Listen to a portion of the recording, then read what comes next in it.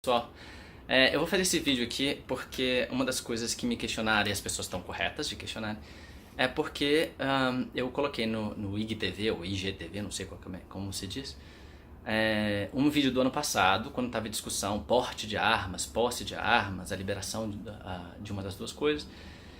E aí eu postei no ano passado, 2018, quais são as desvantagens, quais são os problemas do porte de armas, né? Ou seja, portar a arma na rua. Tá? Mas o que foi liberado agora pelo governo foi a posse de armas, né? Ter a arma em casa, possuir a arma em casa. Tá. Então, como eu já falei, do porte de armas, qual que é o problema, quais são os problemas para o policial, problema para as pessoas, né? Tudo que tem de errado em relação às consequências do que tem, tanto baseadas filosoficamente falando quanto cientificamente falando, quais são as consequências que tem para a liberação do porte de armas, ou seja, não vale a pena. Então agora eu vou falar da posse de armas, tá? Vou fazer um levantamento em cima disso, baseado de novo na literatura científica, tá? Não vou ficar falando muito da filosofia, tem pessoas mais competentes, muito mais competentes do que eu para falar da filosofia por trás disso, tá? Mas eu vou falar das evidências científicas por trás. Bom, nós temos 3 problemas clássicos em relação à posse de armas, tá? A possuir arma em casa. As 3 coisas são as evidências que a gente tem: aumento do número de crianças mortas, por acidente ou não, o aumento de mulheres mortas, feminicídio, e o aumento do número de suicídios.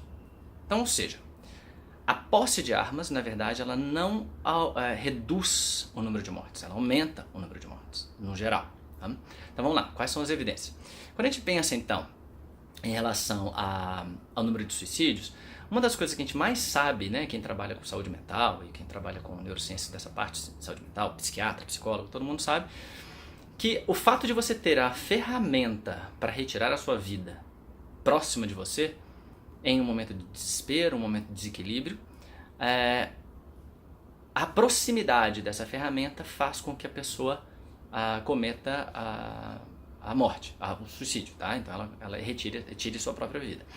Então quando a gente pensa nisso, tem vários casos que a gente sabe, por exemplo, que estão envolvidos com suicídio. Uma pessoa que tem planejado formas de suicídio, que ela tem aquilo já acessível para ela na própria casa, essa pessoa ela tem uma chance imensa de cometer o suicídio. Então uma pessoa que tem uma arma, se ela entra num processo de desequilíbrio emocional, ela, se for uma coisa crônica, uma depressão crônica, por exemplo, é lógico que ela, ao longo do tempo, ela vai pensar: qualquer coisa, eu tenho uma arma em casa, é só retirar minha própria vida. Então a gente sabe disso, né? Que tem essa facilidade. E a gente sabe disso também, sabe também que o fato de ter uma arma em casa é uma morte rápida. Então a pessoa ela tem menos medo de puxar o gatilho do que pular uma varanda ou de se enforcar ou tomar um remédio. Então a arma é um preditor forte. Possuir a arma em casa é um preditor forte em relação ao sucesso de suicídio, tá? E mesmo que a pessoa fale assim: não, mas às vezes a pessoa não vai planejar, né? Não vai, a gente pode ajudar. Mas tem os casos em que são críticos agudos, em que a pessoa entra num processo de desespero rápido e ela acaba cometendo o suicídio por um desespero. Então imagina só, a quantidade de adolescentes, são os dados que a gente tem, os dados principalmente em pesquisas americanas, de que adolescentes, por exemplo, que eles têm arma em casa, eles sofrem um bullying, ou eles estão sofrendo uma situação ruim. No caso das meninas, sofrem um bullying sexual porque foi liberada uma foto, alguma coisa assim, ou está sendo mal falada na escola, o menino porque ele está sendo agredido, acuado na escola. Esse adolescente vai ter uma chance grande, imensa, de suicidar, tá? Essa é uma das coisas difíceis. No caso do pai, você pensar um pai, o cara fica desempregado e a gente tem uma pressão machista, uma sociedade machista que o homem tem que prover a casa, né? Ele tem que sustentar a casa. Esse cara entra num desespero e nós hoje somos definidos pela nossa profissão, né? Quando a pessoa fala assim: como é que é o seu nome e tal, o que você faz? Você nunca fala: eu jogo bola. Não, você fala assim: eu sou professor, eu sou cientista. Então assim, a gente é definido pela nossa profissão, né? Até os sobrenomes, né? Quando a gente pensa nisso, também foram definidos pela profissão. A maioria, né? E aí dessa forma a gente sabe que se um cara perde o emprego, a chance dele suicidar é muito grande. Tendo uma arma em casa, então, é maior ainda. E no caso das mulheres é a mesma coisa, se ela estiver sofrendo algum abuso em casa, alguma violência, ou ela sofre violência fora de casa, a mulher sofre tudo, gente. O índice de depressão da mulher é sempre maior, 2 vezes, 3 vezes maior que o do homem. O índice de ansiedade, de transtorno de ansiedade de mulheres também é muito maior. Então, se a mulher tiver nesses processos de transtornos psiquiátricos, a chance dela suicidar tendo uma arma em casa também é muito maior, obviamente. E o Brasil hoje, se vocês olharem os últimos índices, as últimas informações, o Brasil é o país que mais tem índice de depressão e índice de ansiedade, de transtorno de ansiedade no mundo. No mundo. Depois a gente vem a Ucrânia, porque está passando por uma guerra, né? Nós não estamos e temos esse índice alto. Então a chance do aumento do número de mortes por suicídio com a posse de armas em casa é muito maior. Tá? Agora vamos para o segundo ponto, em relação à violência à mulher. A gente sabe que o feminicídio é gigante no Brasil, né? O índice é muito alto. E o caso de um cara que é tomado por fúria, se ele tiver uma arma em casa, a chance dele fazer alguma besteira, por impulsividade, também é muito grande. Então se se o cara chega alcoolizado em casa, a gente sabe que ou outras drogas, não pela cannabis, a cannabis geralmente o cara vai chegar em casa e não vai estar super relaxado, né? E ela é proibida, mas o álcool que aumenta a violência à mulher, ele é liberado. E aí no caso do álcool, o cara chega alcoolizado em casa, se ele está num processo, uma situação de fúria, ele vai acabar utilizando a arma para fazer uma besteira, matar a mulher. A mesma coisa em relação ao ciúme, possessividade, todos os outros aspectos que a gente sabe que estão envolvidos com a violência masculina em relação à mulher. E a gente tem um exemplo recente, né, do cara que matou o próprio filho, matou a esposa e depois suicidou. A gente vê todos esses exemplos. Então, se a gente pensa que agora uma pessoa que pode ter um desequilíbrio, mesmo que ela seja equilibrada, mas ela pode ter um desequilíbrio por uma situação aguda, né, agora com a posse de armas aumenta a chance dessa pessoa tirar uma vida. Tá?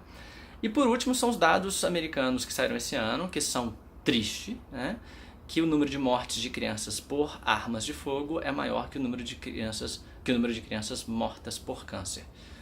Aí eu penso bem, quando um pai ele apoia a posse de armas, ele está aumentando, ele está apoiando o aumento de chances do filho dele morrer. É probabilidade, mas é aumento de chance. Eu fico pensando que amor esses pais têm para aumentar a chance do filho ou a filha a morrer por um acidente, ou por uma brincadeira, ou por uma fatalidade, ou até mesmo por um crime, né? Pelo fato de ter a posse de armas em casa. Então quando a gente pensa nesse aspecto, a gente tem 3 evidências fortíssimas de trabalhos mostrando que aumenta o índice de morte no número de suicídios, violência doméstica e crianças. Para quê? Né? Então, para que ter a posse de armas? Porque se a gente parar para pensar, a pessoa tem até a ilusão da segurança, mas, gente, vamos parar para pensar. A gente sabe que a maioria das invasões domésticas, elas acontecem quando a pessoa está na garagem, entrando em casa. A arma não está no carro. Se ela não está no carro, se ela estiver no carro é porte de armas, aí vai ter um monte de besteira. Mas se ela não está no carro, o que adianta ter uma arma em casa? Pelo contrário, o ladrão ele vai falar assim, poxa, agora tem uma arma com registro, ou seja, legal, que eu posso roubar. Vai ter maior chance do indivíduo saber que você tem uma arma e ele querer roubar a sua casa. Então sua casa vai ficar mais desejada pelo fato de você ter uma arma em casa, porque ele quer aquela arma, ele vai revirar a sua casa para ter uma arma. Legal, entendeu? O fato dele entrar junto com o porteiro ou na garagem não vai fazer diferença nenhuma se você tem armas em casa ou não. Então não leva proteção. A pessoa pode até falar assim, não, mas aí protege em cidades que são cidades de campo. Tá, beleza, mas aí um indivíduo, um índio também, ele pode ter arma quando o fazendeiro tentar invadir, porque ele está em casa, ele pode ter armas de fogo. A mesma coisa em pessoas que moram em casas ou até ocupações, ela está em casa, está ocupada, mas é uma casa. Ele pode ter armas de fogo também, ele pode ter a posse de armas. Não, tem muita coisa para trás. Até brinco assim, do mendigo, ele mora na rua, a rua é a casa dele, ele pode ter arma na rua, ele pode ter a posse de armas na rua. Bom, então tem todas essas informações que eu acho que são que o governo devia considerar, né? Mas o governo não pensa nesse aspecto. Pelo contrário, o governo ele sempre investe na compra das armas, que a gente compre as armas, né? Então ele ainda fez um comentário, o Onyx fez um comentário imbecil no caso do liquidificador, né? Eu não sei se ele sabe, mas o liquidificador também serve para fazer suco. A arma não serve. A arma serve para ferir ou para matar. A faca, liquidificador, ele serve para outras coisas. Ele pode fazer suco. Eu recomendo ele até utilizar para fazer suco. Não sei se ele sabe disso. Então, enquanto os outros objetos que as pessoas até argumentam, contra-argumentam, falam, não é a arma que mata, é a pessoa que mata, os outros objetos, eles têm outras funções. A arma não tem. Então a gente sabe que se eliminar o número de armas do mundo, a gente vai vai reduzir o número de mortes. Ponto. Liquidificador? Não. Faca? Talvez. Mas vai atrapalhar a vida em outros aspectos, que tem outras funções. A arma, não.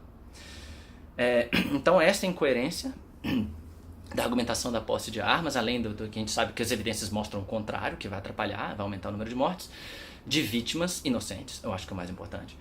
E por último, que eu acho mais interessante, é o governo falar que tem tanta preocupação pela segurança e ele deixa você para cuidar da sua própria segurança. O que é basicamente isso? Uma arma aí custa de, sei lá, 3 mil a 10 mil reais, eu não sei bem quanto é o valor dela, mas o salário de um policial é 3 mil reais. Então, ao invés de fazer com que a população compre mais armas e alimente o mercado, né, por que o governo não investe no aumento de salário dos policiais, ou até o 13º, que a gente sabe aí que alguns não receberam? Por que o governo não investe, ao invés da compra dessas armas, né? Por que ele não investe então na contratação de novos policiais? Ou até, eu acho que isso é uma visão muito direta ao ponto, né? Ao invés de ser preventiva, ele vai na consequência. Por que o nosso presidente ele não pensa no investimento em polícia investigativa? Em inteligência policial, em informatização das polícias para que tenha uma integração maior de informação entre polícia civil, a federal e militar. Por que ele não investe então na contratação de mais policiais investigativos ou na implementação de câmeras nas cidades? Porque a gente sabe, tá, beleza, talvez seja um problema em relação à privacidade, mas é preventivo. Por que ele não pensa nesse aspecto? Então nós temos muitas outras ferramentas que são mais produtivas e não é pensado.